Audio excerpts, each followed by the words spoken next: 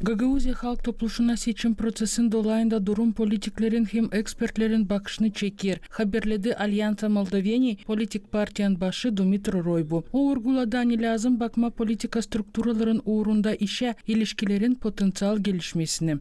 Мы не можем оставаться безразличными к разным процессам, которые происходят в стране. Я с позиции партии. Biz yokunca kalalım bir tarafta. Ben açıklarım benim bakışımı barabar demokratiya proseslerinden angıları bağlı Гагаузия halk topluşun seçim prosesinden. Принадлежность к нормальным демократическим процессам, каким являются выборы в Гагаузской автономии.